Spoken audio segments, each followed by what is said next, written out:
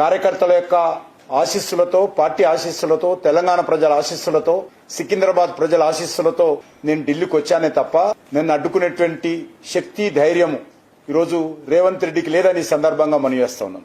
ఆయన ఒక ముఖ్యమంత్రి స్థాయిలో ఉన్నటువంటి వ్యక్తి ఈ రకంగా అకారణంగా, అన్యాయంగా బెదిరించేటువంటి రాజకీయాలు పాల్పడతా ఉన్నాడు. ఒక వీధి రౌడీలాగా ఈరోజు వ్యవహరిస్తా ఉన్నాడు.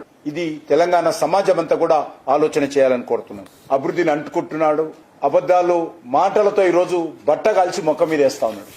అంతేకాదు ఆయన గత శాసనసభ ఎన్నికల్లో తెలంగాణ ప్రజలకు ఇచ్చినటువంటి 6 గ్యారంటీలు, 420 420 సబ్ గ్యారంటీస్ అమలు చేయకుండా ప్రజలలో వస్తున్నటువంటి వ్యతిరేకత నుంచి దృష్టి మళ్లించేటువంటి ప్రయత్నం. నాకు తెలంగాణలో ఎదురు లేదు, నేనే ఉండాలి, ఆయన బాజాప్తా చెప్పుకుంటాడు. నేను ఇంకో 20 సంవత్సరాలు 10 సంవత్సరాలు నేనే ముఖ్యమంత్రిని. ఈ రకంగా ఆయన ఒక డైవర్షన్ పాలిటిక్స్ చేసేటువంటి ప్రయత్నం చేస్తా ఉన్నారు. ఈ రోజు ఏదైతే ప్రజలకు ఇచ్చినటువంటి హామీలో వైఫల్యం చెందాడో దాని నుంచి, ఆ వైఫల్యాల నుంచి ప్రజల దృష్టి మళ్లించేటువంటి ప్రయత్నం చేస్తా ఉన్నాడు. నేను ఒకటే అడుగుతా ఉన్నాను, అభద్రత, అహంకారంతో, నిరాశ నిస్పృహలతో నా మీద తప్పుడు వార్తలు ప్రచారం చేస్తా ఉన్నాడు.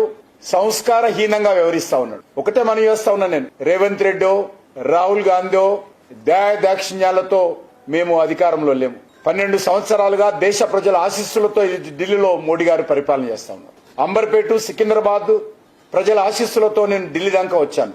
నేను రేవంత్ రెడ్డికి జవాబుదారి కాదు, నేను తెలంగాణ ప్రజలకు జవాబుదారిని, నా సికింద్రాబాద్ కాన్స్టిట్యున్సీ ప్రజలకు జవాబుదారిని.